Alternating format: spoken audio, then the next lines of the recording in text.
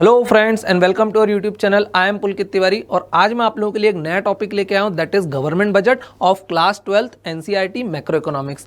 ये आपके UPSC civil services examination के लिए बहुत इंपॉर्टेंट टॉपिक है। आप इससे एक क्वेश्चन प्रीलिम्स में एक्सपेक्ट कर सकते हो। तो बिना टाइम ज़्यादा वेस्ट किए सीधे हम चलते हैं गवर्नमेंट बजट की तरफ और देखते हैं गवर्नमेंट बजट का क्या मतलब है, उसके कितने कॉम्पोनेंट है, हर कॉम्पोनेंट का क्या मतलब है और प्रीलिम्स में हमारे पास कैसे क्वेश्चन आ सकते हैं। तो सबसे पहले देख लेते हैं गवर्नमेंट बजट के बारे में। अगर मैं बात करता हूं गवर्नमेंट बजट की, तो बजट होता क्या है? देखिए, हमारे पास बजट मतलब होता है हमारे पैसे का मैनेजमेंट। सिंपल टर्म्स में अगर मैं बोला जाऊं तो budget means the management of your money. अब अगर मैं गवर्नमेंट बजट की बात करता हूं तो गवर्नमेंट के पास जो पैसा है वो उसका मैनेजमेंट कैसे करती है और उसका इंपैक्ट क्या होता है। भाई, मैनेजमेंट कैसे करते हैं, बजट मतलब क्या होता है? हमारे पास दो चीजें होती है, एक होती है रिसिप्ट मतलब पैसा आता है और एक होता है हमारा एक्सपेंडिचर मतलब हमारा पैसा जाता है। तो रिसिप्ट और एक्सपेंडिचर का जो मैनेजमेंट है उसी को हम क्या बोलते हैं? हमारा बजट। अब गवर्नमेंट भी अपना एक बजट पेश करती है पार्लियामेंट में, क्योंकि कॉन्स्टिट्यूशन में दिया हुआ है कि that it is mandatory for a government to present the budget in the form of annual financial statement. So under article 112 centre पेश करता है बजट इन द पार्लियामेंट और अंडर आर्टिकल 202 स्टेट्स बजट पेश करते हैं कहां पर? स्टेट लेजिस्लेचर में in the form of annual financial statement. किस फॉर्म में पेश करते हैं? तो आपको ध्यान रखना है एनुअल फाइनेंशियल स्टेटमेंट। तो दोनों के दोनों बजट को पेश करते हैं in the form of annual financial statement. तो ये चीज आपको ध्यान रखना है, under article 112 centre and under article 202 state. अब गवर्नमेंट जब भी बजट पेश करती है तो गवर्नमेंट में कुछ टर्मिनोलॉजीज आती है बजट में, वो टर्मिनोलॉजीज हमको समझना काफी इंपॉर्टेंट है। अब टर्मिनोलॉजीज क्यों? क्योंकि जैसे एक वर्ड है दैट इज पब्लिक गुड, एक वर्ड है दैट इज प्राइवेट गुड। अब अगर इनका मीनिंग नहीं समझ में आएगा तो हमें पता ही नहीं चलेगा कि पब्लिक गुड प्राइवेट गुड होते क्या है। देखो, इनके नाम से कंफ्यूज नहीं होना। पब्लिक गुड आप ये मत सोचना कि ये वो गुड है जो गवर्नमेंट प्रोवाइड करती है, क्योंकि मैं बोल रहा हूं रेलवे पब्लिक गुड नहीं है, बीएसएनएल पब्लिक गुड नहीं है, प्राइवेट गुड और पब्लिक गुड ये नहीं है जो गवर्नमेंट प्रोवाइड करती है। नहीं, फॉर एग्जांपल रेलवे कहाँ आता है? तो मैंने बोला रेलवे आता है प्राइवेट गुड में, रेलवेज कहाँ आता है? प्राइवेट गुड्स में। ठीक है, अब अगर मैं पब्लिक गुड की बात करूं तो फिर ये पब्लिक गुड होते क्या हैं? अगर ये गवर्नमेंट के नहीं है तो ये होते क्या है? तो देखिए, पब्लिक गुड वो गुड्स होते हैं जिनके लिए आपको डायरेक्ट पेमेंट नहीं करना पड़ता, मतलब आपको उनके लिए पैसा नहीं देना पड़ता। फॉर एग्जाम्पल गार्डन, अगर आप गार्डन में घूमने जाते हो जो आपके घर के पास में है तो क्या आप गवर्नमेंट को डायरेक्ट पैसा देते हो? नहीं देते हो। अगर पैसा नहीं दोगे तो उसके साथ दो कंडीशन और हैं कि आपको राइवलरी इन कंजम्पशन नहीं होना चाहिए। राइवलरी इन कंजम्पशन मतलब कि अगर आप पैसा दे रहे हो ऐसा नहीं है कि आप उसको यूज ही ना कर पाओ। अगर आप पैसा नहीं दे रहे हो तो क्या आपको गार्डन में कोई जाने से रोक देगा? नहीं, because there is non rivalry in consumption. Garden को आप भी यूज करो, मैं भी यूज करो, थर्ड पर्सन भी यूज कर सकता है, उसमें राइवलरी इन कंजम्पशन नहीं। ये नहीं कि मैं गार्डन चला गया तो अब दूसरे के लिए वो अवेलेबल नहीं है, because there is non rivalry in consumption. फिर उसका दूसरा कैरेक्टरिस्टिक है इट इज नॉन एक्सक्लूसिव, कि ऐसा नहीं है कि अगर मैं गार्डन के लिए पेमेंट नहीं कर रहा हूं तो कोई मुझे एक्सक्लूड कर देगा कि आप मत जाओ, ऐसा कोई नहीं बोलने वाला है। गार्डन में मैं भी जा सकता हूं, आप भी जा सकते हो, उसके लिए कोई डायरेक्ट पेमेंट नहीं करना है और कोई हमें एक्सक्लूड भी नहीं करने वाला है। एक एग्जाम्पल मैंने दिया गार्डन, दूसरा मैंने एग्जाम्पल देता हूं स्ट्रीट लाइट। दूसरा मैंने क्या दे रहा? Street light. अब ये स्ट्रीट लाइट क्या है? तो मैंने बोला ये भी एक पब्लिक गुड है। क्यों? क्या आपने स्ट्रीट लाइट के लिए कोई डायरेक्ट पेमेंट किया? नहीं किया, डायरेक्ट पेमेंट नहीं किया गवर्नमेंट को। क्या आपको कोई स्ट्रीट लाइट यूज करने से मना कर देगा? नहीं, because there is non rivalry in consumption. क्या आपको कोई एक्सक्लूड कर देगा? नहीं, एक्सक्लूड नहीं करेगा कोई आपको। तो ये क्या है? Non rivalry, non excludable and no direct payment. तो उस टाइप के गुड्स को हम क्या बोलते हैं? Public goods. For example defence. Defence क्या है? अगर मैंने बात की डिफेंस, तो डिफेंस क्या है? पूरे देश का डिफेंस होता है, राइट? तो ऐसा होता है कि आप इसके लिए डायरेक्ट पे करते हो? नहीं। तो डिफेंस भी क्या है? एक पब्लिक गुड है। क्या आप उसको कोई आपको राइवलरी है उसमें कंजम्पशन में? ऐसा है क्या कि अगर देश में आपकी रक्षा हो रही है मेरी नहीं हो रही? नहीं, वो तो सबकी प्रॉपर प्रोटेक्शन हो रहा है। क्या आपको कोई एक्सक्लूड कर देगा? ऐसा है क्या कि मेरी सिर्फ प्रोटेक्शन करेंगे आपका नहीं करेंगे? नहीं, सबका प्रोटेक्शन होगा। सो डिफेंस भी क्या है? A kind of public good. तो पब्लिक गुड क्या होते हैं? Public good are those goods where you don't have to make any direct payment and there is non rivalry in consumption and non exclusive in nature. आपको कोई exclude नहीं करेगा। तो अब बचे प्राइवेट गुड्स। प्राइवेट गुड्स क्या है? Private goods वो गुड्स हैं कि सबसे पहले तो आपको यहां पर पेमेंट करना पड़ सकता है, पेमेंट भी करना पड़ सकता है, राइवलरी भी है कंजम्पशन में और आपको एक्सक्लूड भी किया जा सकता है। फॉर एग्जांपल मैंने बोला रेलवेज। क्या आपको यहां पर पेमेंट करना पड़ता है? बिल्कुल। अगर आपको रेलवेज को यूज करना है तो आपको सीट बुक करना है तो पैसे देना पड़ेंगे। अच्छा, वह राइवलरी है क्या कंजम्पशन में? हाँ, अगर मैंने पैसे देके ज्यादा सीट्स रिजर्व कर ली तो शायद अब रिजर्वेशन में आपको सीट ना मिले, आपको वेटिंग की सीट मिले या ना भी मिले, तो वहां पर राइवलरी भी है कंजम्पशन में। अच्छा, एक्सक्लूड कर सकता है कोई? हाँ, अगर आपने पैसा नहीं दिया, आपने टिकट नहीं लिए, तो आपको टीसी ट्रेन से बाहर कर सकता है, इवन फाइन भी मार सकता है। सो रेलवे क्या है? अ प्राइवेट गुड है। For example hospitals, government hospital भी होगा, तो गवर्नमेंट हॉस्पिटल मान लो फ्री भी है वो, चलो पेमेंट तो नहीं किया आपने, लेकिन वो प्राइवेट गुड है क्या? तो मैं बोलता हूँ हाँ, वो प्राइवेट गुड है, भले ही वो गवर्नमेंट हॉस्पिटल है, आपने पेमेंट नहीं किया। क्यों? क्योंकि वहाँ राइवलरी है क्या कंजम्पशन में? हाँ, अगर गवर्नमेंट हॉस्पिटल में 1000 बेड्स है, अगर वो फिल हो गए तो अब आपके लिए जगह नहीं बचेगी वहाँ पे, तो वहाँ पर राइवलरी है कंजम्पशन में। तीनों कंडीशन सेटिस्फाई होंगी तभी वो पब्लिक गुड बनेगा। तो अगर गवर्नमेंट हॉस्पिटल भी है, या तो वैसे तो वहाँ पेमेंट लगेगा, और नहीं भी लगा तो भी वहाँ राइवलरी इन कंजम्पशन है, और अगर बेड भर गए तो आपको एक्सक्लूड कर दिया जाएगा। तो ये क्या है? Public good, private good. याद रखना है, काफी इजी है। पब्लिक गुड क्या होता है, प्राइवेट गुड क्या होता है? मोस्टली पब्लिक गुड को कौन प्रोवाइड करता है? गवर्नमेंट प्रोवाइड करने की कोशिश करती है, but not all the government entrepreneurs और enterprises are the public goods. For example PSU वगैरह है, कोल इंडिया है, एयर इंडिया है, बीएसएनएल है, ये सब क्या है? बीएसएनएल क्या आपको फ्री में मिलता है? नहीं मिलता है, तो वो क्या है? पब्लिक गुड है, सॉरी प्राइवेट गुड है। तो जहां पर भी आपको डायरेक्ट पेमेंट करना पड़ता है, पेमेंट करना पड़ता है, वो प्राइवेट गुड है। जहां राइवलरी इन कंजम्पशन है वो प्राइवेट गुड है। जहां एक्सक्लूड कर दिया जाता है वो प्राइवेट गुड है। For example Amazon Kindle, Amazon Kindle रहता है, वो कौन सा गुड है? वहां पेमेंट भी लगता है, इसलिए वो प्राइवेट गुड है। वहां राइवलरी इन कंजम्पशन है क्या? वैसे राइवलरी इन कंजम्पशन तो नहीं है, सब लोग यूज कर सकते हैं, लेकिन वह एक्सक्लूड कर देंगे अगर आपने पेमेंट नहीं किया तो। अच्छा, अगर मैं बोलता हूँ ग्रासलैंड्स, अगर मैंने बात की ग्रासलैंड्स, तो ग्रासलैंड्स क्या है? कोई बता सकता है ग्रासलैंड्स क्या है? क्या वो पब्लिक गुड है या प्राइवेट गुड है? तो देखो, ग्रासलैंड मतलब घास के मैदान, वो चरवाहों को लगते हैं, वो गोट्स को लगते हैं, काउस को लगते हैं, बकरी वाले लोगों को लगते हैं जो ये सब काम करते हैं। अच्छा, वहाँ डायरेक्ट पेमेंट तो नहीं करना पड़ रहा है, उस हिसाब से तो पब्लिक गुड होना चाहिए। अच्छा, लेकिन वह राइवलरी इन कंजम्पशन है क्या? हाँ है। अगर मैं मेरी बकरियां जल्दी ले गया तो शायद मेरी बकरियां पूरा घास खा जाएंगी और आपके लिए जगह नहीं बचेगी, तो वह राइवलरी इन कंजम्पशन है, इसलिए ग्रासलैंड भी क्या बन जाता है? प्राइवेट गुड बन जाता है। तो प्राइवेट गुड और पब्लिक गुड में आपको डिफरेंस क्लियर हुआ? बिल्कुल, काफी ईजी है। प्राइवेट गुड क्या होते हैं, पब्लिक गुड्स क्या होते हैं, ये चीजें आपको पता होना चाहिए। अब हम चलते हैं बजट की तरफ। तो मैंने भाई बताया पहले भी आपको, बजट का मतलब क्या होता है? बजट में दो चीजें होती है, एक होता है बजट में रिसिप्ट। क्या होता है बजट में? रिसिप्ट, मतलब पैसा कहाँ से आता है, और दूसरा होता है बजट में एक्सपेंडिचर। क्या होता है दूसरा बजट में? एक्सपेंडिचर, मतलब पैसा कहाँ पर जाता है, यही होता है बिल्कुल। और इन दोनों के मैनेजमेंट को ही हम क्या बोलते हैं? बजट बोलते हैं। अब हो सकता है मेरे बजट तीन टाइप के होते हैं। मेरे बजट कितने टाइप के होते हैं? तीन टाइप के।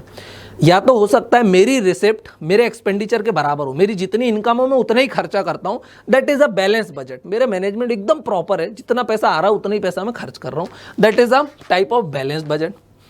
फिर ये भी हो सकता है कि मेरी रिसिप्ट मेरे एक्सपेंडिचर से ज्यादा हो, मतलब मेरी इनकम ज्यादा हो और खर्चा कम हो। अगर ऐसा केस होगा तो मैं क्या करूंगा? मैं सेविंग्स भी कर लूंगा, बैंक में पैसा डाल भी सकता हूं, मैं सेविंग्स भी कर सकता हूं। तो बजट सरप्लस कब होगा? When your receipts are more than your expenditure. तो मैं बोलूंगा बजट मेरा कैसा है? सरप्लस है। लेकिन कुछ केस में क्या होता है? एक्सपेंडिचर ज्यादा हो जाता है रिसिप्ट से, मतलब आमदनी अठन्नी और खर्चा रुपया, तो उसको हम बोलते हैं डेफिसिट बजट। अगर बजट आपका डेफिसिट हो गया है, और मैं किसकी बात कर रहा हूं यहां पर? गवर्नमेंट बजट की।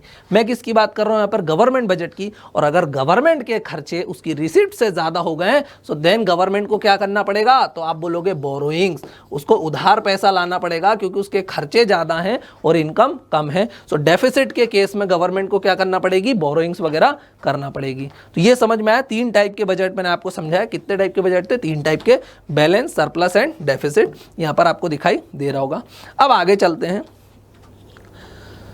सबसे इंपॉर्टेंट है गवर्नमेंट बजट के कंपोनेंट्स, लेकिन उसके पहले हम बजट को थोड़ा समझें तो सही कि बजट होता क्या है। अभी तक मैंने कुछ चीजें बताई, public good, private good, types of budget बताए। अब देख लेते हैं पहले गवर्नमेंट बजट के ऑब्जेक्टिव्स क्या है। क्या है गवर्नमेंट बजट के ऑब्जेक्टिव्स क्या है? और ऑब्जेक्टिव्स के थ्रू मैं आपको छोटे मोटे जितने कीवर्ड्स है ना जो प्रीलिम्स में परेशान करते हैं, वो सारी चीजें कंप्लीट कराते चलूंगा। तो ऐसा नहीं है कि सिविल सर्विसेज में आप जाओगे और एग्जाम दोगे तो आपको चीजें बनेंगी, नहीं। सिर्फ गवर्नमेंट बजट ही नहीं बताऊंगा, छोटी छोटी की टर्मिनोलॉजीज भी बताते चलूंगा जो एनसीईआरटी में मेंशन्ड है। अब देखते हैं गवर्नमेंट बजट के हम ऑब्जेक्टिव्स, कि गवर्नमेंट बजट के थ्रू क्या ऑब्जेक्टिव अचीव करना चाहती है। तो सबसे पहला है redistribution of income and wealth. सबसे पहले गवर्नमेंट क्या करती है बजट के थ्रू? इनकम और वेल्थ को रीडिस्ट्रीब्यूट करती है। अमीर से पैसा लेके गरीब को देती है, राइट। मिडिल क्लास से पैसा लेके गरीब को देती है, मिडिल क्लास से पैसा लेके कई बार अमीरों तक भी पहुंचा देती है ताकि वो इंडस्ट्रीज वगैरह लगाएं। तो ये क्या हो रहा है, रीडिस्ट्रीब्यूशन हो रहा है। अब रीडिस्ट्रीब्यूशन मेनली करती कैसे है वो, through taxation and transfer payment. अभी टैक्सेशन के थ्रू कैसे करती है भाई, अभी गवर्नमेंट टैक्सेशन के थ्रू रीडिस्ट्रीब्यूशन का काम कैसे करती है, तो उसके लिए एक बार हम लोग कहाँ चलते हैं, ब्लैंक स्लाइड पर आ जाते हैं। तो देखो भाई, गवर्नमेंट को बजट के थ्रू पैसे को रीडिस्ट्रीब्यूट करना है तो वो टैक्सेशन के थ्रू कर सकती है वो काम। किसके थ्रू कर सकती है, टैक्सेशन के थ्रू वो काम कर सकती है। अभी कैसे कर सकती है, तो भाई टैक्सेस जो होते हैं, मैं बोल रहा हूँ टैक्सेस दो टाइप के होते हैं। कितने टाइप के टैक्सेस होते हैं, 2 टाइप्स के टैक्सेस होते हैं। एक टैक्स को बोला जाता है प्रोग्रेसिव टैक्स। क्या बोला जाता है, प्रोग्रेसिव टैक्सेस। दूसरे टाइप को बोला जाता है रेग्रेसिव टैक्सेस। क्या बोला जाता है, रेग्रेसिव टैक्सेस। अभी देख लेते हैं प्रोग्रेसिव और रेग्रेसिव क्या है। ये देखो मैंने बताया कि मैं टर्मिनोलॉजीज कैसे कवर कर रहा हूँ। प्रोग्रेसिव टैक्स का मतलब वो होता है, वो इस टाइप का टैक्स स्ट्रक्चर रहता है कि आपका टैक्स इंक्रीज होता है व्हेन योर इनकम इंक्रीजेस। अगर आपकी इनकम बढ़ती है तो आप पे टैक्स बढ़ता है। अब भाई ये कैसे हुआ, फॉर एग्जाम्पल यहाँ पर देख लेते हैं, इसको मिटा देता हूँ अभी रेग्रेसिव को मैं, अभी सिर्फ प्रोग्रेसिव की बात करते हैं फिर रेग्रेसिव को देखेंगे। प्रोग्रेसिव टैक्स का मतलब क्या होता है, your income is directly proportional to your tax. आपकी इनकम कैसी है, अगर आपकी इनकम ज़्यादा है तो आप पे टैक्स कैसा लगेगा, ज़्यादा। मतलब इनकम और टैक्स आपका जो है वो डायरेक्टली प्रोपोर्शनल है। भाई कैसे, फॉर एग्जाम्पल अगर मैंने बोला आपकी इनकम कितनी है पर ईयर 2 लाख, सिर्फ कितनी है 2 लाख है, तो अब आपकी इनकम काफ़ी कम है, आपके पास पैसा काफ़ी कम है, तो गवर्नमेंट क्या बोलेगी, चलो आप पे टैक्स नहीं लगाते। उन्होंने बोला आप पे 0% लगा दिया। लेकिन अगर किसी की इनकम है 10 लाख रुपए, 10 लाख रुपीस, तो गवर्नमेंट ने क्या बोला, नहीं भाई आप तो अच्छा कमा रहे हो, तो उन्होंने क्या बोला, अब आप टैक्स दो। कितना, तो गवर्नमेंट ने बोला 10% दो। अब मान लो किसी की इनकम है 30 लाख, किसी की है 30 लाख रुपए साल, अब ये ज़्यादा कमा रहा है तो ये ज़्यादा सेव भी करेगा, तो गवर्नमेंट बोलेगी अब आप और ज़्यादा टैक्स दो, 20% दो। अब मान लो मुकेश अंबानी है, वो कमाता है 1 करोड़ रुपीस, कितना कमाता है 1 करोड़ या 10 करोड़ रुपीस, तो गवर्नमेंट बोलेगी आप 35% दो। तो ये क्या हो रहा है, जैसे जैसे इनकम बढ़ रही है आप पे टैक्स क्या होता जा रहा है, ज़्यादा लगते जा रहा है। तो इस स्ट्रक्चर को हम क्या बोलेंगे, प्रोग्रेसिव टैक्स स्ट्रक्चर। ये मेनली कहाँ लगता है, तो अपन बोलेंगे डायरेक्ट टैक्सेस पे। डायरेक्ट टैक्सेस पे कहाँ पर लगता है, डायरेक्ट टैक्सेस पे भी। डायरेक्ट इनडायरेक्ट क्या होता है बाद में समझेंगे थोड़ी देर से। प्रोग्रेसिव समझ में आया। अब दूसरा टाइप क्या था टैक्स का, जो दूसरा टाइप था उसका नाम था रेग्रेसिव। दूसरा क्या था, तो मैंने बोला रेग्रेसिव। अभी यहीं पर मैं डायरेक्ट इनडायरेक्ट भी कवर कर दूंगा।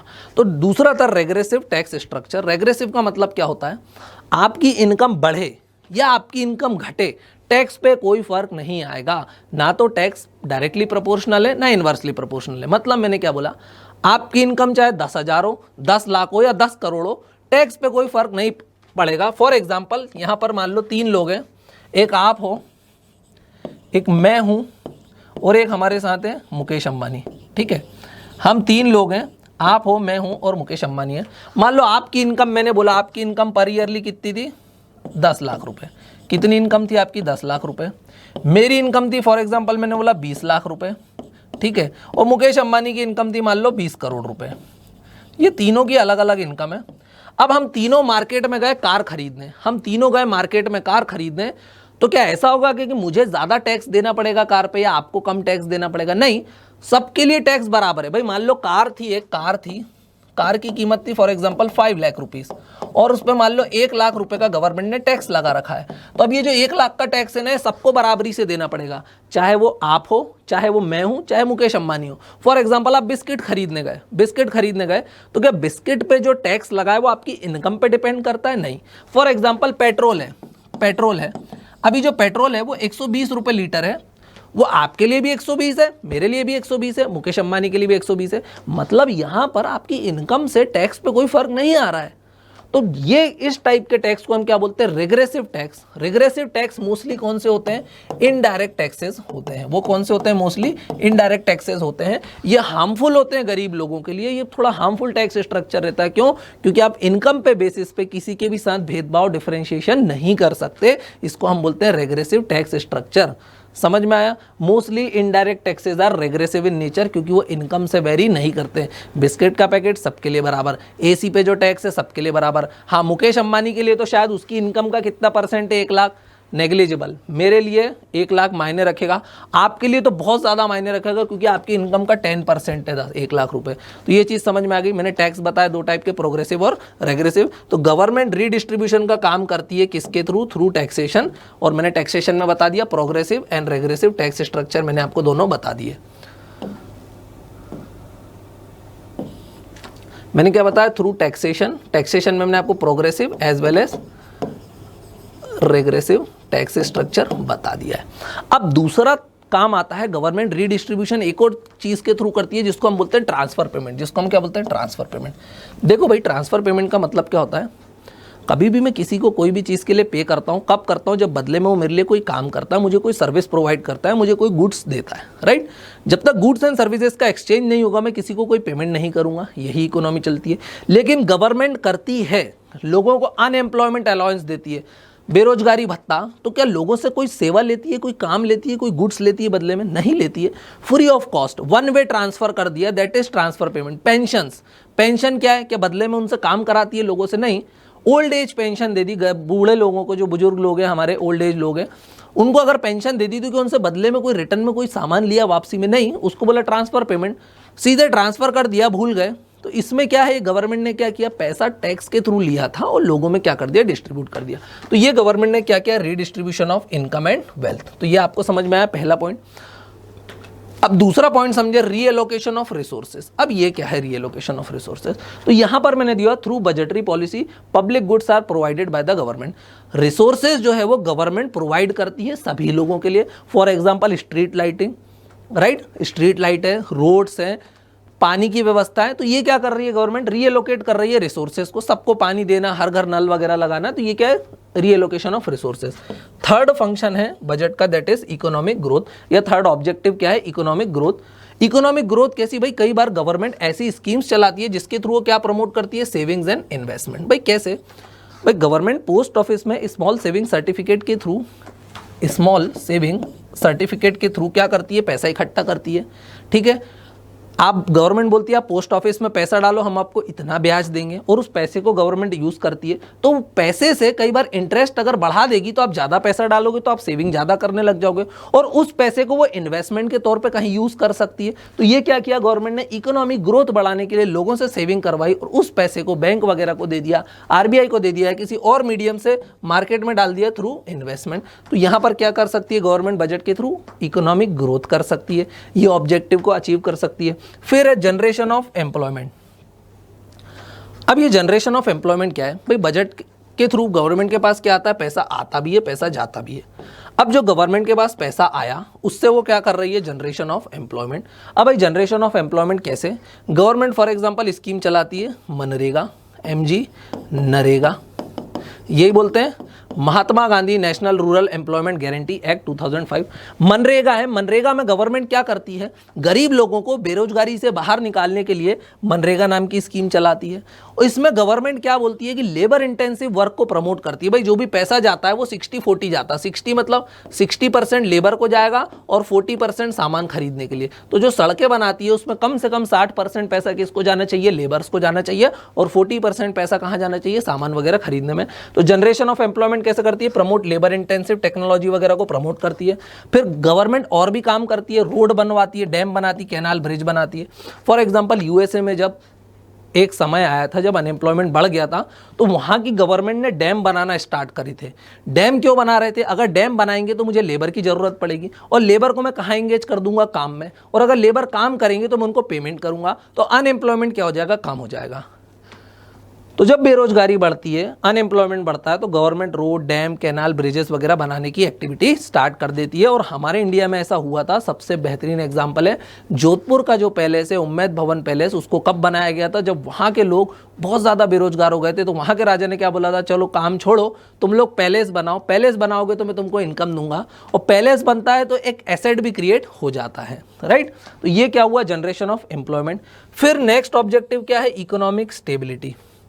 इकोनॉमिक स्टेबिलिटी मतलब गवर्नमेंट बजट के थ्रू इकोनॉमिक स्टेबिलिटी भी लाती है, कौन सी चीज़ों का प्रोडक्शन ज़्यादा करना है, कौन सी चीज़ों का प्रोडक्शन कम करना है, इकोनॉमी को कैसे स्टेबलाइज करना है, फॉरेन एक्सचेंज रेट क्या होना चाहिए, कौन सी चीज़ एक्सपोर्ट करना है, कौन सी चीज़ इंपोर्ट करना है, इसको भी गवर्नमेंट अपने बजट के थ्रू कम ज़्यादा करने की कोशिश करती है थ्रू टैक्सेशन, टैक्स लगा लगा के, ठीक है। और लास्ट क्या है, मैनेजमेंट ऑफ पब्लिक एंटरप्राइजेस। अब गवर्नमेंट क्या है, कुछ पब्लिक एंटरप्राइजेस भी चलाती है जिनको हम बोलते हैं PSU, public sector undertakings, like Coal India एक कंपनी है बहुत बड़ी, गवर्नमेंट चलाती है। रेलवेज, एयर इंडिया, BSNL, ये क्या है, PSU, गवर्नमेंट रन एंटरप्राइजेस है, गवर्नमेंट रन बिजनेसेस हैं, तो इनके लिए भी पैसा लगता है ना, तो जो इनका मैनेजमेंट है वो भी किसके थ्रू होता है, बजट के थ्रू होता है। भाई अगर इनके लिए पैसा लगता है, इसमें लोग हैं तो उनको सैलरी देना पड़ेगी, और वो चूंकि गवर्नमेंट के लिए काम कर रहे हैं तो वो कौन पैसा देगा, उनको गवर्नमेंट पैसा देगी। तो गवर्नमेंट बजट का एक ऑब्जेक्टिव रहता है मैनेजमेंट ऑफ पब्लिक एंटरप्राइजेस, या जिनको हम बोलते हैं पब्लिक सेक्टर अंडरटेकिंग्स, PSUs। आगे चलते हैं, सबसे इंपॉर्टेंट टॉपिक यही है, इसका एक बार आप लोग स्क्रीनशॉट ले लो फटाक से। मैं क्या बोल रहा हूँ, सबसे इंपॉर्टेंट टॉपिक यही है, सब लोग इसका एक स्क्रीनशॉट ले लो। अब ये मैंने क्या लिख के रखा है, ध्यान से देखो, मैंने लिखा है government budget and its components. तो that is the chart of component of government budget. अब जो गवर्नमेंट बजट के कंपोनेंट का चार्ट है उसको हम लोग कहाँ बनाते हैं, एक ब्लैंक स्लाइड पर बनाने की कोशिश करते हैं, ठीक है। तो यहाँ पर मैं लिख रहा हूँ गवर्नमेंट बजट। अब जो गवर्नमेंट बजट है उसके दो कंपोनेंट होते हैं। अभी क्या होते हैं कंपोनेंट में बताऊंगा। गवर्नमेंट बजट के मैंने बोला दो कंपोनेंट होते हैं, एक को मैं बोलता हूं रेवेन्यू बजट, क्या बोलता हूं, रेवेन्यू बजट। एक को मैं बोलता हूं कैपिटल बजट, एक को मैं क्या बोलता हूं, कैपिटल बजट। अभी देखते चलना क्या होते हैं, इजी है भाई। बजट है दो टाइप से बनाती है गवर्नमेंट, एक को बोलते हैं रेवेन्यू बजट और एक को बोलते हैं कैपिटल बजट। देखना भाई रेवेन्यू बजट में क्या होता है, रेवेन्यू बजट में क्या होता है, बजट मतलब पैसा आएगा भी पैसा जाएगा भी, बजट में दोनों चीजें, तो यहां पर भी पैसा आएगा जाएगा, यहां पर भी पैसा आएगा जाएगा। लेकिन ये जो रेवेन्यू बजट है, ये जो रेवेन्यू बजट है, यहां पर गवर्नमेंट जो भी पैसा खर्च करेगी तो यहां पर ना तो वो एसेट्स को बनाएगी, ना तो एसेट्स का क्रिएशन करेगी, तो एसेट का क्रिएशन नहीं होगा, सो नो एसेट क्रिएशन। ना ही वो अपनी लायबिलिटीज कम करेगी, तो मैं क्या लिख दूं, नो, एक सेकेंड रुकिएगा, तो यहां पर मैं लिख देता हूं नो रिडक्शन ऑफ लायबिलिटीज। अब ये मैंने क्या लिखा भाई, देखो अगर गवर्नमेंट पैसा खर्च करेगी, अगर पैसा खर्च किया तो हो सकता है वो कोई एसेट बना दे, मतलब संपत्ति बना दे। पैसा खर्च किया, एक डैम बना दिया, रोड बना दी, तो ये क्या, वो एसेट बन गया गवर्नमेंट की। रोड एसेट क्या है, संपत्ति है ना। गवर्नमेंट ने एक सड़क बना दी, कैनाल बना दिया, ब्रिज बना दिया, गवर्नमेंट के क्या एसेट है। हवाई जहाज खरीद लिए, फैक्ट्री बना दी, PSU बना दी, ये गवर्नमेंट के एसेट्स हैं। लेकिन अगर यहाँ पे पैसा खर्च हुआ है तो एसेट नहीं बनना चाहिए। अब दूसरा, अगर पैसा खर्च किया तो हो सकता है वो अपनी मजबूरी है, लायबिलिटीज जिसको बोलते हैं, जो बोझ है गवर्नमेंट पे वो उतार दे। जैसे गवर्नमेंट पे लोन है, हो सकता है गवर्नमेंट पैसा खर्च करके अपने लोन को खत्म कर दे, चुका दे। लेकिन यहां पर ऐसा पैसा खर्च नहीं होना चाहिए जिससे लायबिलिटीज कम हो जाए। तो फिर यहां पर पैसा आएगा जाएगा तो वो होगा क्या, तो ये डे टू डे फंक्शनिंग होगी। यहां पर क्या होगा, तो मैंने बोला डे टू डे फंक्शनिंग के ये पैसा काम आएगा। कैसे काम आएगा देख लेते हैं। रेवेन्यू बजट है, रेवेन्यू बजट में हमेशा बजट के कितने कंपोनेंट होते हैं, मैंने आपसे बोला तो बजट के कितने कंपोनेंट है, तो आप लोगों को पता है बजट के दो कंपोनेंट है, रिसिप्ट और एक्सपेंडिचर। तो ये रेवेन्यू बजट है तो इसके दो कंपोनेंट कौन से होंगे, एक होगा रेवेन्यू रिसिप्ट, क्या होगा, रेवेन्यू रिसिप्ट, और एक क्या होगा मेरा, रेवेन्यू एक्सपेंडिचर होगा। Revenue receipt as well as revenue expenditure, ये होगा दो कंपोनेंट। बजट के तो दो ही कंपोनेंट होते हैं। यहाँ पर कैपिटल के भी वही होंगे, capital receipt and capital expenditure. अभी वहाँ बाद में आएंगे, पहले यहाँ चलते हैं। अब रेवेन्यू रिसिप्ट मतलब गवर्नमेंट के पास पैसा कहाँ से आएगा, पैसा आएगा लेकिन उससे एसेट और लायबिलिटीज पे कोई फर्क नहीं पड़ना चाहिए, क्योंकि वो पहली लाइन मैंने लिख दी है, no change in assets and liabilities. तो पैसा आएगा, तो ऐसा कैसे पैसा, देखो भाई पैसा गवर्नमेंट कैसे ला सकती है, लोन लेके आ सकती है। लेकिन अगर गवर्नमेंट पैसा लोन में लाएगी तो गवर्नमेंट की लायबिलिटीज क्या हो जाएंगी, बढ़ जाएंगी। तो लायबिलिटीज में कोई चेंज नहीं आना चाहिए। रिडक्शन की जगह मैं लिख सकता हूँ नो चेंज इन लायबिलिटीज। क्या लिख सकता हूँ यहाँ पे, नो चेंज इन लायबिलिटीज। क्या लिख सकता हूँ मैं यहाँ पर लिख देता हूं मैं, no change in liabilities. Okay, of की जगह इन लिख देना। No change in liability, liabilities नहीं होना चाहिए। अब भाई कैसे, गवर्नमेंट ऐसा कहाँ से पैसा लाए कि ना उसकी लायबिलिटीज बढ़े ना एसेट का क्रिएशन हो। भाई देखो, लायबिलिटीज तो बढ़ेगी अगर गवर्नमेंट पैसा लाएगी, लेकिन एक तरीका है कि गवर्नमेंट के पास पैसा भी आ जाएगा और उसकी लायबिलिटीज भी नहीं बढ़ेगी। वो तरीका है टैक्स के थ्रू। कैसे लाएगी पैसा? Through taxes. टैक्स लगाएगी। अगर गवर्नमेंट आपसे टैक्स लगा के पैसा लेती है तो क्या वो आपको वापस चुकाती है? नहीं चुकाती है। तो क्या वो उसकी लायबिलिटीज़ है? उसकी लायबिलिटीज़ नहीं है, वो तो उसके पास आ गया, पैसा तो आ गया। तो रेवेन्यू रिसिप्ट क्या हो सकते हैं? टैक्स के थ्रू आ सकती है। अभी टैक्स दो टाइप के हो सकते हैं, हम लोगों ने पहले भी देखे। कौन कौन से हो सकते हैं? डायरेक्ट टैक्स और इनडायरेक्ट टैक्स। डायरेक्ट और इनडायरेक्ट टैक्स के थ्रू पैसा आ सकता है। अब या तो गवर्नमेंट टैक्स लगा के पैसा ले आए। अब एक और तरीका रहता है गवर्नमेंट के पास पैसा लाने का, एक और तरीका रहता है सर्विसेज प्रोवाइड करके। एक और तरीका कौन सा रहता है? सर्विसेज प्रोवाइड करके। तो ध्यान से देखना, सर्विसेज प्रोवाइड करके मतलब भाई गवर्नमेंट रेलवेज चलाती है, तो रेलवे से जो पैसा आता है तो क्या वो गवर्नमेंट की लायबिलिटी बढ़ाता है? नहीं बढ़ाता। भाई गवर्नमेंट ने आपको सर्विस प्रोवाइड करी, बदले में आपसे पैसा लिया, एसेट और लायबिलिटी पे कोई चेंज नहीं आया, तो गवर्नमेंट क्या करती है? कुछ सर्विसेज भी प्रोवाइड करती है। तो ये रेवेन्यू रिसिप्ट है। रेवेन्यू रिसिप्ट से लायबिलिटीज आपकी नहीं बढ़ेगी, तो यहां पर आपकी लायबिलिटीज नहीं बढ़ेगी। नो चेंज इन लायबिलिटीज, आपकी लायबिलिटीज नहीं बढ़ेगी या घटेगी। ये हो गया रेवेन्यू रिसिप्ट। अब आ जाऊं रेवेन्यू एक्सपेंडिचर। अब मुझे पैसा खर्च करना है, पैसा खर्च करना है, लेकिन पैसा ऐसा खर्च करना है कि उससे मेरी लायबिलिटी घटना नहीं चाहिए, घटना नहीं चाहिए। ऐसा नहीं कि मैं लोन उतार दूं, वो पैसा खर्च नहीं करना है। तो यहां पर दो टाइप के एक्सपेंडिचर आ जाते हैं। यहां पर कितने टाइप के एक्सपेंडिचर आ जाते हैं? दो टाइप के एक्सपेंडिचर यहां पर हमको देखने के लिए मिलते हैं। एक को हम बोलते हैं प्लान एक्सपेंडिचर। क्या बोलते हैं? Plan revenue expenditure. एक को बोलते हैं नॉन प्लान रेवेन्यू एक्सपेंडिचर। क्या बोलते हैं? Non plan revenue expenditure. अब ये प्लान एक्सपेंडिचर क्या है? भाई गवर्नमेंट जो भी चीज़ है वो 5 ईयर प्लान में लिख देती है। भाई गवर्नमेंट 5-5 साल के प्लान बनाती, तो जो भी चीज़ें उसने 5 साल के प्लान में लिख दी वो क्या बन गई? Plan revenue expenditure. लेकिन ये एक्सपेंडिचर ऐसा होना चाहिए कि इससे आप लोन चुकाओगे नहीं, इससे आप किसी का लोन नहीं चुकाओगे, अपनी लायबिलिटीज़ नहीं घटाओगे, तो फिर गवर्नमेंट पैसा खर्च कहाँ करेगी अगर लोन नहीं चुका रही है? तो भाई गवर्नमेंट ने बहुत सारे रेलवे के एम्प्लॉयज़ रख रखे हैं, गवर्नमेंट का खुद का एडमिनिस्ट्रेशन है, IAS IPS ऑफिसर्स रख रखे हैं। अगर उन सबको मैनेज करना है, उन सबको सैलरीज देना है, तो वो कहाँ से जाएगी? Plan expenditure. भाई सबकी सैलरीज का तो गवर्नमेंट को अंदाजा है ना, तो वो अपने बजट में ही बता देती कि भाई इतने करोड़ रुपए तो हम सैलरीज में बांटेंगे। PSU चला रही है, अलग अलग कंपनीज हैं, उनके खर्चे हैं, तो वो कहाँ लिख देगी? गवर्नमेंट बजट में लिख देगी, 5 ईयर प्लान में लिख देगी। तो ये क्या बोलते हैं? Plan expenditure. इसको हम क्या बोलते हैं? सबको प्लान एक्सपेंडिचर।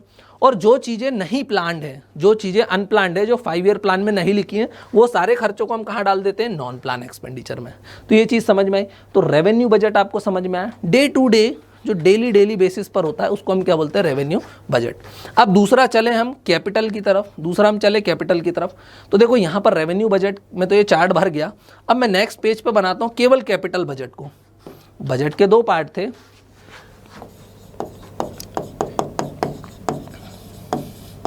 गवर्नमेंट बजट के दो पार्ट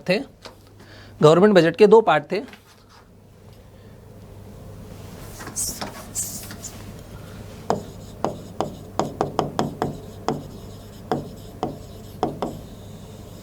एक था रेवेन्यू बजट, जिसको हमने काफ़ी डिटेल में समझ लिया। अब मैं किसको समझूंगा? अब मैं समझूंगा कैपिटल बजट को। कैपिटल बजट को। तो जल्दी से देख लेते हैं कैपिटल बजट क्या होता है। बजट जो होता है हमेशा उसके दो कंपोनेंट होते हैं। बजट के कितने कंपोनेंट होते हैं? 2 कंपोनेंट होते हैं। अब जो बजट के 2 कंपोनेंट हैं, यहां भी 2 कंपोनेंट थे, यहां भी 2 कंपोनेंट होंगे। 2 कंपोनेंट कौन से होते हैं हमेशा? तो आप बोलोगे रिसिप्ट एंड एक्सपेंडिचर। अब ये कैपिटल बजट है तो मैं यहां पे क्या लिखूंगा? Capital receipts. एक तरफ से पैसा आएगा, कैपिटल रिसिप्ट, ये तो पैसा आया। अब पैसा जाएगा भी, तो उसको मैं क्या बोलूंगा? Capital expenditure. क्या बोलूंगा उसको मैं? Capital expenditure. मतलब मेरा पैसा गया, पैसा आया प्लस पैसा गया। Capital receipts as well as capital expenditure. अब लेकिन ये कौन सा बजट है? कैपिटल बजट है। तो जब भी कैपिटल बजट आएगा तो यहां पर या तो एसेट कम ज्यादा होंगे या तो लायबिलिटीज कम ज्यादा होंगी। मैं क्या बोल रहा हूँ, या तो एसेट कम ज़्यादा होंगे या लायबिलिटीज़ कम ज़्यादा होंगी, मतलब इनमें क्या आएगा, हमेशा चेंज।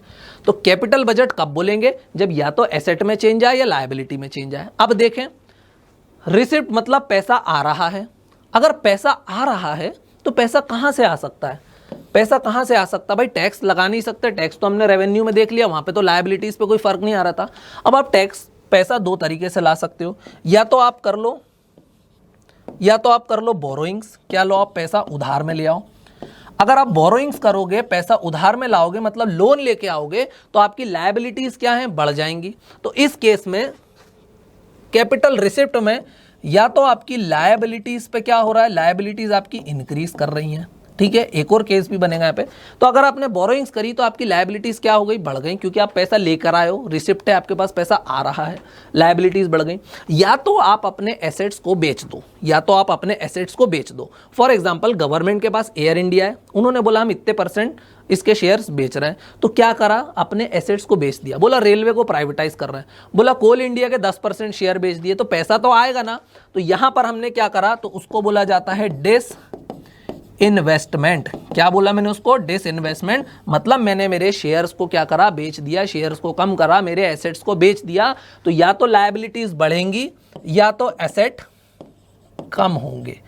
तो जब भी अगर कैपिटल रिसिप्ट है, मतलब कैपिटल में पैसा आएगा, तो या तो आपकी लायबिलिटीज बढ़ेंगी या तो आपके एसेट्स घटेंगे। ये चीजें क्लियर हो गई होंगी सबको। तो इसको हम क्या बोलते हैं, कैपिटल रिसिप्ट। अब दूसरा होता है कैपिटल एक्सपेंडिचर। दूसरा क्या होता है मेरा, कैपिटल एक्सपेंडिचर। तो मेरा जो कैपिटल एक्सपेंडिचर है ना, वो भी बिल्कुल रेवेन्यू एक्सपेंडिचर के जैसा रहता है। वो भी दो टाइप में रहता है, प्लान कैपिटल एक्सपेंडिचर, और दूसरे को बोलते हैं नॉन प्लान कैपिटल एक्सपेंडिचर। अब ये plan capital expenditure, non plan capital expenditure क्या होता है भाई। प्लान कैपिटल एक्सपेंडिचर मतलब मैंने प्लान किया है, मतलब मैंने 5 ईयर प्लान्स में इसको लिख दिया है। कहाँ पर लिख दिया है, 5 ईयर प्लान में मैंने इसको लिख दिया है। लेकिन ये एक्सपेंडिचर कैसा होना चाहिए, आप इससे अगर खर्च करते हो तो एसेट और लायबिलिटीज़ में चेंज आना चाहिए। अगर मान लो मैंने प्लान एक्सपेंडिचर है, प्लान मतलब मैंने प्लान किया हुआ है बजट में कि भाई मैंने जो लोन ले रखा था मैं उसको चुका रहा हूँ, तो मतलब मैं क्या कर रहा हूँ, लोन को वापस कर रहा हूँ, बोरोइंग्स को कम कर रहा हूँ। अगर मैं लोन चुकाऊंगा तो मेरी लायबिलिटीज़ क्या होंगी, बोलो जल्दी, तो मेरी लायबिलिटीज़ क्या हो जाएंगी, अगर मैं लोन चुकाऊंगा तो मेरी लायबिलिटीज़ क्या हो जाएंगी, कम हो जाएंगी, बिल्कुल। तो ये मैं क्या कर रहा हूँ, लोन चुका रहा हूँ। अब हो सकता है मैं एक्सपेंडिचर कर रहा हूं, लेकिन इस बार मैं लोन नहीं चुका रहा हूं, मैंने ब्रिज बना दिया, रोड बना दी, कैनाल बना दिया, नए रेलवे ट्रैक बिछा दिए। तो ये मैं क्या कर रहा हूं, एसेट का क्रिएशन कर रहा हूं। तो या तो लायबिलिटी कम करूंगा या तो एसेट को मैं क्या करूंगा, बढ़ाऊंगा। तो ये चीज ध्यान रहेगी, या तो लायबिलिटी कम होंगी, एसेट बढ़ेंगे। यहां पर क्या हो रहा था, एसेट कम हो रहे थे, लायबिलिटी बढ़ रही थी। यहां पर क्या हो रहा है, एसेट बढ़ रहे हैं, लायबिलिटी कम हो रही है, क्योंकि मैं पैसा खर्च ऐसा कर रहा हूं। अभी मैं पैसा इसलिए नहीं खर्च करूंगा कि सैलरी देना है, मैं रोड बनाऊंगा, कैनाल बनाऊंगा, ब्रिज बनाऊंगा, बड़ी बड़ी फैक्ट्रियां लगाऊंगा, PSU बनाऊंगा। तो ये मैंने क्या किया, प्लान कैपिटल एक्सपेंडिचर जो लंबे समय तक चलेगा। और नॉन प्लान कैसा है, नॉन प्लान कैसा है भाई, अचानक से कोविड-19 आ गया। ये 5 ईयर प्लान में तो लिखा नहीं था खर्चा, कोविड-19 अचानक से आ गया, अचानक से मुझे हॉस्पिटल बनाना पड़े, अचानक से मुझे क्या बनाना पड़े, हॉस्पिटल बनाना पड़े, तो वो मैं किस में कंसिडर करूंगा, नॉन प्लान में। क्यों, क्योंकि उन्हें प्लान किया था, 5 ईयर प्लान में था क्या, कोविड अचानक आया, इमरजेंसी थी, हॉस्पिटल बनाना पड़ गया, अचानक से लड़ाई छिड़ गई, रोड बनाना पड़ गई, that is non plan expenditure. हाँ, लेकिन अगर यही अस्पताल मैं पहले से बजट में या प्लान में, मेरे 5 ईयर प्लान में लिख देता कि इतने एम्स बनाना है, तो वो फिर प्लान एक्सपेंडिचर में जाता। तो सारे बजट के कंपोनेंट समझ में आए, सारे बजट के कंपोनेंट समझ में आए, काफ़ी ध्यान से समझते चलना है। बहुत ईजी टॉपिक है, बहुत ही ईजी टॉपिक है। अब हम इसमें हमारे चार्ट को देख लेते हैं। अब हम हमारे चार्ट को देख लेते हैं। गवर्नमेंट बजट जो मैंने आप लोगों को बताया, मैंने क्या बताया, तो गवर्नमेंट बजट था मेरा, उसके दो कंपोनेंट थे, revenue budget and capital budget, यही बताया। रेवेन्यू बजट में अब मैं एसेट्स को ए से लिखता हूँ, लायबिलिटीज़ को एल से लिखता हूँ। तो यहाँ पर एसेट और लायबिलिटी में कभी भी चेंज नहीं आएगा, तो मैं लिख देता हूँ no change in the assets और लायबिलिटीज़। कैपिटल बजट में हमेशा एसेट और लायबिलिटी में क्या आएगा, आप बोलोगे चेंज आएगा ही आएगा। ये चीज़ समझ में आई।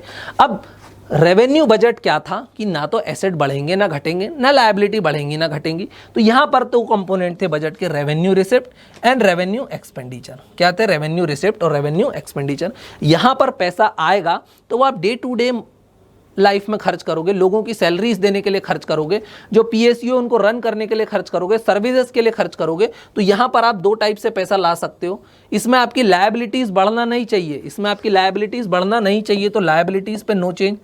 लायबिलिटीज नहीं बढ़ना चाहिए तो आप टैक्स में पैसा लाए तो क्या गवर्नमेंट उसको कभी वापस करेगी? नहीं, वो तो रख लेगी, तो टैक्स रेवेन्यू कहलाती है। फिर नॉन टैक्स रेवेन्यू भी कहलाती है। नॉन टैक्स रेवेन्यू जिसको मैंने सर्विसेज लिखा था, जैसे गवर्नमेंट रेलवे के थ्रू प्रोवाइड करती है, पोस्टल सर्विसेज प्रोवाइड करती है, जिसके बदले वो हमसे पेमेंट लेती है, तो क्या उससे लायबिलिटी बढ़ती है? नहीं, उस पर लायबिलिटी पर कोई असर आता है? नहीं। ये चीज़ समझ में। अब एक्सपेंडिचर मतलब पैसे खर्च करेगी, लेकिन रोड सड़क नहीं बनाएगी, वो कैनाल नहीं बनाएगी, ब्रिज नहीं बनाएगी, डैम नहीं बनाएगी, तो वो क्या है? Revenue expenditure. खर्चा तो करेगी लेकिन इसमें एसेट नहीं बढ़ना चाहिए, एसेट नहीं बढ़ना चाहिए। तो एक्सपेंडिचर करा, एक को बोला प्लान रेवेन्यू एक्सपेंडिचर। प्लान मतलब जो 5 ईयर प्लान में लिख दिया है मैंने, मुझे पता है मैंने कितने एम्प्लॉयज़ रख रखे हैं, तो गवर्नमेंट को भी पता है मैंने कितने एम्प्लॉयज़ रख रखे हैं, उनके कितने लाख करोड़ में सैलरी बनने वाली है, कितने पीएसयू है, उनमें कितना डे टू डे में खर्चा होने वाला है, कितनी बिजली जलने वाली है, कितने ऑफिसेज हैं, सुप्रीम कोर्ट हाई कोर्ट के जजेज है, प्राइम मिनिस्टर की सैलरी है, प्रेसिडेंट की सैलरी है, ठीक है, मेंबर ऑफ पार्लियामेंट की सैलरी है, तो वो सब क्या है? Plan revenue expenditure. मुझे पता है हर बार होता है, तो मैंने उसको एक प्लान बना के 5 ईयर प्लान में डाल दिया। कुछ खर्चे अचानक से आ जाते हैं जिनको हम बोलते हैं नॉन प्लान रेवेन्यू एक्सपेंडिचर, जो अचानक से आ जाते हैं। ये हो गया। फिर हम आते हैं कैपिटल बजट पे। कैपिटल बजट मतलब उसमें भी दो कंपोनेंट होते हैं, कैपिटल रिसिप्ट, इसको मैं दूसरे पेन से लिखता हूँ, इसको मैं दूसरे कलर के पेन से लिख देता हूँ। इसमें भी दो कंपोनेंट होते हैं, capital receipt and capital expenditure. Capital receipt मतलब पैसा आ रहा है, पैसा आ रहा है तो उसमें एसेट और लायबिलिटी पे चेंज हमेशा आएगा। तो पैसा कैसे आएगा? पैसा कैसे आएगा? या तो आपकी लायबिलिटीज़ बढ़ जाएंगी क्योंकि आप लोन ले लोगे, तो आपने क्या ले लिया? लोन ले लिया, बोरोइंग्स कर लिया आपने, तो या तो आपकी लायबिलिटीज़ बढ़ जाएंगी या तो आपके एसेट्स जो हैं वो क्या हो जाएंगे? घट जाएंगे। कैसे? पैसा कैसे आएगा? आपने डिसइन्वेस्टमेंट कर दिया, अपने शेयर बेच दिए, एयर इंडिया को प्राइवेटाइज कर दिया, रेलवे को प्राइवेटाइज कर दिया, बीएसएनएल को प्राइवेटाइज कर दिया, कोल इंडिया को प्राइवेटाइज कर दिया, तो उसको मैंने क्या बोला? डिसइन्वेस्टमेंट। या तो लायबिलिटी बढ़ेगी या एसेट्स कम हो जाएंगे। दूसरा केस है कैपिटल एक्सपेंडिचर। यहाँ पर भी जो भी पैसा खर्च करोगे उससे एसेट और लायबिलिटी पे चेंज आना ही चाहिए, तभी उसको क्या बोलूँगा? Capital budget. तो कैपिटल एक्सपेंडिचर में प्लान कैपिटल एक्सपेंडिचर रहते हैं। प्लान मतलब भाई मैंने जो 5 ईयर प्लान में लिख दिया है, मैंने बोला भाई मैं इतने लाख करोड़ रुपए का कर्जा चुकाऊंगा, तो वो मैंने क्या बोला? प्लान एक्सपेंडिचर है। अचानक से कोई आ गया, हॉस्पिटल बनाना पड़ा कोविड के कारण, तो उसको मैंने बोला नॉन प्लान कैपिटल एक्सपेंडिचर। तो ये चीज समझ में। अब प्लान एक्सपेंडिचर है तो उसमें मेरे एसेट या तो बढ़ेंगे, मैंने रोड बना दी, कैनाल बना दिया, ब्रिज बना दिया, तो एक्सपेंडिचर करा, लेकिन एसेट बना दिए तो एसेट बढ़ गए, या तो मेरी लायबिलिटीज क्या होंगी? कम होंगी, या तो मेरी लायबिलिटीज क्या होंगी? कम होंगी। ये चीज आपको ध्यान रखना है। अच्छा ये बताओ, यहां पर जो मैंने लोन लिया है, अब लोन लिया है वो तो अगर मैं उस पर चुकाऊंगा तो वो तो कहाँ जाएगा? कैपिटल एक्सपेंडिचर में जाएगा। लेकिन लोन का जो इंटरेस्ट है वो कहाँ जाएगा? तो लोन का जो इंटरेस्ट है वो कहाँ जाएगा? रेवेन्यू एक्सपेंडिचर में, और वो भी कहाँ पर जाएगा? प्लान वाले में। तो जो आपका इंटरेस्ट पेमेंट है, जो आपका क्या है? इंटरेस्ट पेमेंट है, जो आपने लोन लिया था और उसका जो पेमेंट है इंटरेस्ट का, वो कहाँ जाएगा? रेवेन्यू एक्सपेंडिचर में, प्लान रेवेन्यू एक्सपेंडिचर। क्योंकि अगर आप इंटरेस्ट चुकाओगे, इंटरेस्ट चुकाने से आपकी लायबिलिटीज कम नहीं होगी, इंटरेस्ट ही तो दिया है आपने। अगर लायबिलिटीज उल्टा बढ़ जाएंगे इंटरेस्ट नहीं दोगे, तो इंटरेस्ट चुकाने से लायबिलिटीज कम नहीं होंगी भाई। लोन तो उतना का उतना है, आपने सिर्फ इंटरेस्ट चुकाया। हाँ, लोन चुकाओगे तो वो वहां जाएगा कैपिटल एक्सपेंडिचर में। सो इंटरेस्ट पेमेंट कहाँ आएगा? प्लान रेवेन्यू एक्सपेंडिचर में आएगा। ये चीजें सभी लोगों को समझ में आ गई। बजट था, बजट को बहुत आराम से मैंने सभी लोगों को समझा दिया है। आई होप सबको समझ में आएगा। अब जो ये स्लाइड है, एक बार आप लोग इसका स्क्रीनशॉट ले लो फटाक से, सभी लोग इसका स्क्रीनशॉट ले लो। ये मैंने क्या बताया? Difference between revenue and capital expenditure. किस किस के बीच में डिफरेंस दिया? रेवेन्यू और कैपिटल एक्सपेंडिचर के बीच में मैंने यहाँ पर डिफरेंस दिया हुआ है। जल्दी से देख लेते हैं difference between revenue and capital expenditure. Revenue में एसेट लायबिलिटी पे फर्क नहीं आता है, कैपिटल में उस पर फर्क आता है, दैट्स इट। अब सबसे पहले देख लेते हैं, यहाँ पर मैंने दिया किस बेसिस पे हम कर रहे हैं। रेवेन्यू एक्सपेंडिचर इधर लिया, कैपिटल एक्सपेंडिचर इधर दिया हुआ है। सबसे पहला मैंने दिया हुआ इसका मीनिंग। मीनिंग क्या है? Neither cause increase in assets nor reduction in liabilities. ना तो इससे एसेट बढ़ेंगे ना लायबिलिटीज घटेंगी, means no change in the assets and liabilities. लेकिन यहाँ पर या तो आइदर इंक्रीज इन एसेट, या तो एसेट आपके बढ़ जाएंगे, क्योंकि एक्सपेंडिचर की बात कर रहा हूँ मैं, या तो एसेट बढ़ जाएंगे या तो लायबिलिटीज कम हो जाएंगी क्योंकि आपने पैसा खर्च किया, हो सकता है रोड वोड बना दी तो एसेट बढ़ गए, या तो लोन चुका दिया तो क्या हुआ, लायबिलिटीज कम हो गई। तो ये चीज़ आपको ध्यान रखना है। एक्सपेंडिचर की बात कर रहा हूँ, पूरे बजट की बात नहीं कर रहा हूँ। फिर पर्पस क्या है, पर्पस क्या है, इसका पर्पस क्या है, revenue expenditure normal functioning, day to day functioning, जो हम डे टू डे रोजमर्रा के काम करते हैं उसमें जो खर्चा करते हैं उसको कहाँ लिखते हैं, रेवेन्यू एक्सपेंडिचर में। सैलरीज है एम्प्लॉयज़ की, एडमिनिस्ट्रेशन है, हाई कोर्ट सुप्रीम कोर्ट के जजेस की सैलरी है, प्राइम मिनिस्टर प्रेसिडेंट की सैलरी है, पार्लियामेंट में जो फंक्शन हो रहे हैं उसकी सैलरी है, वो क्या है, नॉर्मल फंक्शनिंग के लिए। लेकिन यहाँ पर जो एक्सपेंडिचर हम करते हैं, कैपिटल एक्सपेंडिचर, या तो हम कोई एसेट खरीद लेते हैं, बड़ा बहुत बड़ी कंपनी खरीद ली, फैक्ट्री खरीद ली, विदेश में कंपनी खरीद ली, या तो हम लोन चुका देते हैं, रीपेमेंट ऑफ बोरोइंग, या तो हम किसी को लोन दे भी देते हैं। कई बार मोदी जी नेपाल वेपाल भूटान वूटान जाते तो उल्टा लोन दे आते हैं। तो वो क्या किया, अगर हमने किसी को लोन दिया तो एसेट बन गया ना हमारा, तो एसेट बन गया ना, बिल्कुल, क्योंकि वो लोन को हम इंटरेस्ट के साथ वापस लेंगे उस कंट्री से, तो वो क्या बन गया हमारा, क्या बन गया हमारा, एसेट बन गया। अच्छा ये बताओ, अगर हमने किसी को लोन दिया तो वो लोन जो वापस देगा उसको तो मैं कहाँ लिखूंगा, कैपिटल रिसिप्ट में लिखूंगा, कैपिटल रिसिप्ट में लिखूंगा अगर लोन वापस देगा क्या। अगर लेकिन लोन पे जो इंटरेस्ट है वो मैं कहाँ लिखूंगा, वो मेरा रेवेन्यू में आएगा, रेवेन्यू रिसिप्ट में आएगा और प्लान में आएगा। तो ये चीज़ आपको ध्यान रखना है। फिर तीसरा है नेचर, किसका क्या नेचर है, तो ये क्या है, रेवेन्यू एक्सपेंडिचर, डेली सैलरीज है, हर महीने आने वाला खर्चा है, हर महीने तो रिकरिंग, बार बार आता है, रिकरिंग, ये एक बार आता है, लॉन्ग टर्म है, एक बार सड़क बनाई 5-10 साल के लिए मुक्ति। हाँ, लेकिन सड़क का अगर रिपेयर कराओगे तो फिर वो यहाँ आपके पैसे से कराना पड़ेगा। फिर क्या है, एग्जाम्पल सबके देखो, expenditure on old age pension, administrative services, national security, health, education, इस पे जो खर्चा होता है वो रेवेन्यू एक्सपेंडिचर है। इसमें क्या आएगा, construction of national highway, repayment of government loan, establishment of public sector undertakings वगैरह वहाँ पे दिया हुआ है, वो छुप गया है। तो ये चीज़ें समझ में आई, दोनों में डिफरेंस।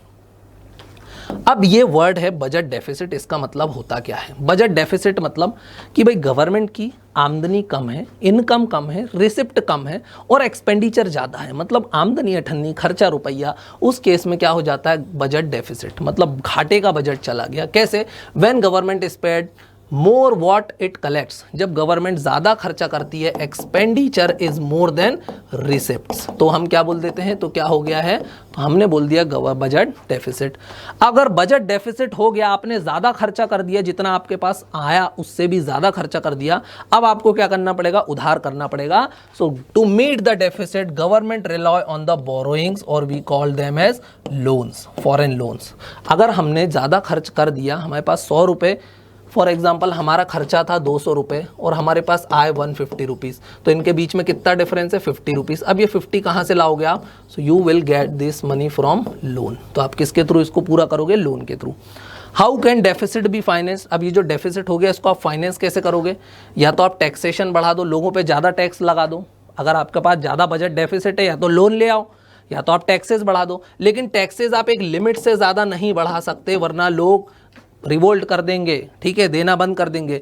या तो आपके पास डेफिसिट हो गया है, या तो आप बोरो कर लो, टैक्स बढ़ा दो, या डिसइन्वेस्टमेंट मतलब अपने शेयर को आप क्या कर दो, बेच दो, मतलब अपने एसेट्स को आप क्या कर दो, सेल कर दो, एसेट्स को आप क्या करना शुरू कर दो, सेल आउट करना शुरू कर दो, कंपनीज को बेचना शुरू कर दो, जो इस समय प्रेजेंट डे मोदी गवर्नमेंट कर रही है, रेलवे को बेचना, एयर इंडिया को बेचना, BSNL को बेचना। लेकिन इससे हमारे एसेट्स कम होते जाएंगे एक समय, और एक समय आएगा शायद एसेट बचेंगे नहीं। वो तो कोल इंडिया को भी अब प्राइवेटाइज कर रहे हैं। वैसे प्राइवेटाइजेशन बहुत अच्छी चीज़ है, क्यों, क्योंकि वो हमेशा एफिशिएंसी लाती है। आज रेलवे वगैरह क्या है, बहुत इनएफिशिएंट है, पैसा भी ज़्यादा लेती हैं और सर्विसेज भी अच्छी प्रोवाइड नहीं कर पाती हैं। तो ये चीज़ ध्यान रखना है। तो शेयर को बेचना, अपने एसेट्स को बेचना, उसमें अपना शेयर कम कर देना, तो उसको हम क्या बोलते हैं, एसेट सेल आउट, और उसके लिए वर्ड होता है डिसइन्वेस्टमेंट। या फिर रिडक्शन इन एक्सपेंडिचर, या तो हम अपने खर्चे ही कम कर दें, लेकिन खर्चे कम करने की भी एक लिमिट रहती है। आप कैसे खर्चे कम करोगे, क्या लोगों की सैलरी नहीं दोगे, रोड नहीं बनाओगे, ब्रिज नहीं बनाओगे, क्या नहीं करोगे, तो उसकी भी एक लिमिट होती है। तो मैंने आपको तीनों तरीके बता दिए बजट को कैसे आप फाइनेंस कर सकते हो। या तो आप टैक्स बढ़ा दो, या तो आप डिसइन्वेस्टमेंट कर दो, रिडक्शन कर दो, या तो आप क्या ले आओ, सिंपली लोन लेके आ जाओ। अब आगे चलते हैं, अब आगे देखते हैं क्या दिया हुआ है। अब आगे चलते हैं और अब आगे देखते हैं क्या दिया हुआ है। अब मैं बताऊंगा मेजर्स ऑफ बजट डेफिसिट। यहां पर ये एस यहां पर आएगा, ठीक है, ये यहां पर नहीं आएगा। मेजर्स ऑफ बजट डेफिसिट के बारे में बात करूंगा। बजट डेफिसिट को कैसे हम मेजर करते हैं, तो भाई बजट डेफिसिट दो टाइप से हो सकते हैं। बजट के दो कंपोनेंट थे, रेवेन्यू कंपोनेंट और कैपिटल कंपोनेंट। तो बजट डेफिसिट भी दो टाइप के हो सकते हैं, या तो रेवेन्यू बजट में डेफिसिट हो, मतलब रेवेन्यू की जो एक्सपेंडिचर है वो ज़्यादा हो रेवेन्यू रिसिप्ट से, या तो कैपिटल में डेफिसिट हो। तो सबसे पहले रेवेन्यू डेफिसिट। अब जो रेवेन्यू डेफिसिट है, रेवेन्यू डेफिसिट मतलब डे टू डे लाइफ में आपका खर्चा ज़्यादा है और इनकम कम है, ये तो बड़ा खतरनाक है। मतलब आप आपके डे टू डे खर्चे भी मैनेज नहीं कर पा रहे हो और इसको ज़्यादा कम नहीं किया जा सकता, क्योंकि ये तो फिक्स रहते हैं, सबकी सैलरीज फिक्स हैं, इंटरेस्ट जो आपको पे करना है वो करना ही करना है। तो यहाँ पर आप ज़्यादा कुछ नहीं कर सकते, लेकिन it is very dangerous, it shows the inefficiency of government to meet the current expenditure, क्योंकि ये किसकी बात करता है, डे टू डे एक्सपेंडिचर की बात करता है। तो मैंने इसको क्या बोला, रेवेन्यू डेफिसिट।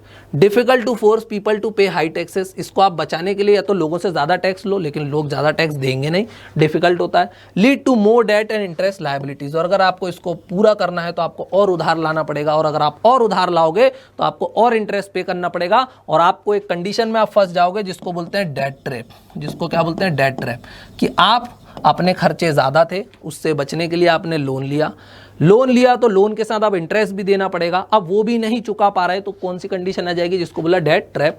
तो गवर्नमेंट रिड्यूस, और अगर ये सब होता है तो भाई गवर्नमेंट क्या करती है, गवर्नमेंट को पैसे की ज़रूरत पड़ेगी, क्योंकि यहाँ पर क्या है, एक्सपेंडिचर ज़्यादा है रिसिप्ट से।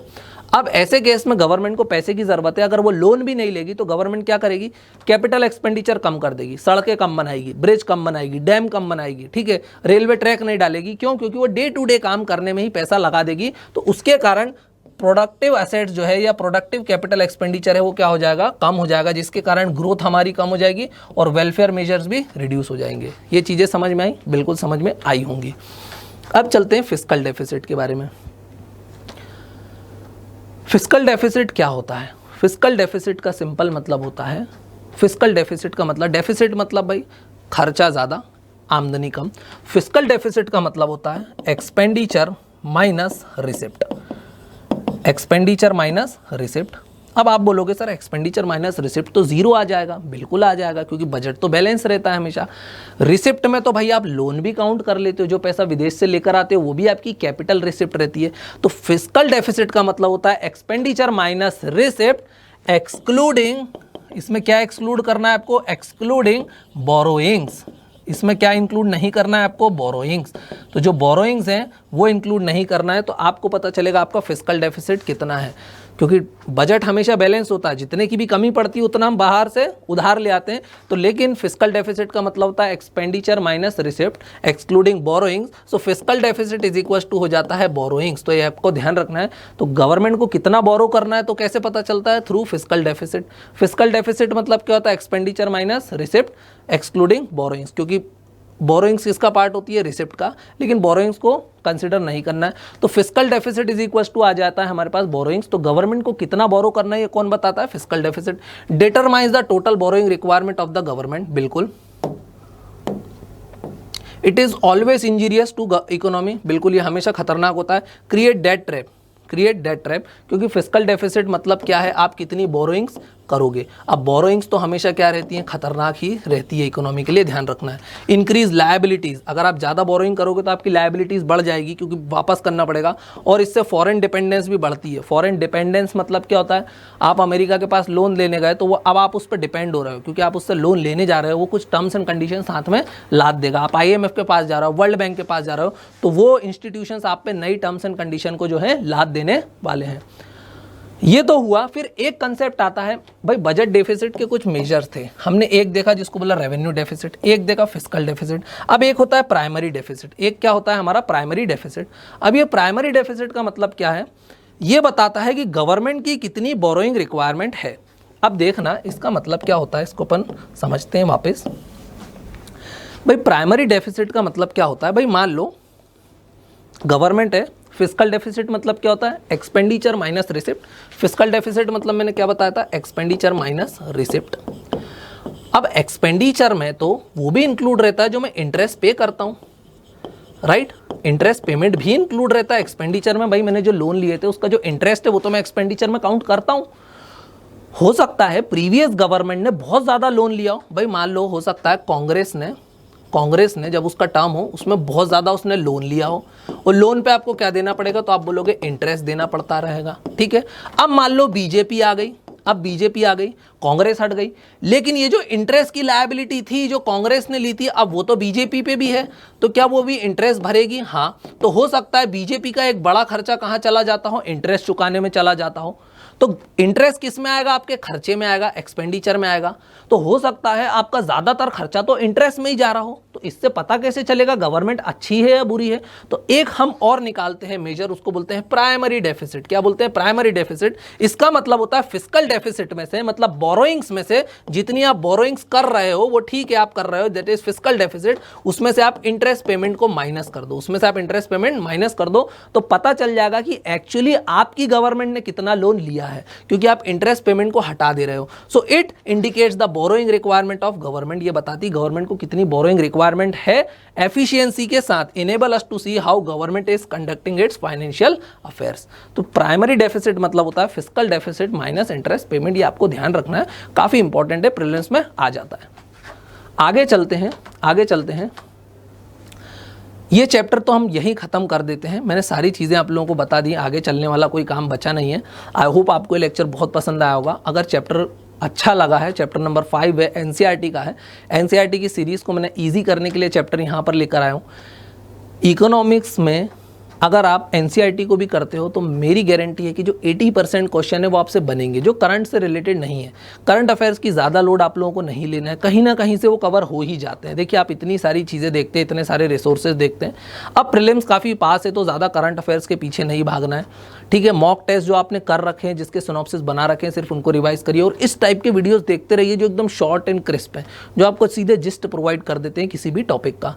तो ये चैप्टर था, मैंने इसको 1 से 1.5 घंटे, 1 घंटे के अंदर अंदर ही निपटाने की कोशिश करिए। आई होप आपको ये बहुत पसंद आया होगा। अगर पसंद आया है तो चैनल को सब्सक्राइब करना है, वीडियो को लाइक करना है, अपने फ्रेंड्स के साथ शेयर करना है। Thank you for watching this video. Have a nice day.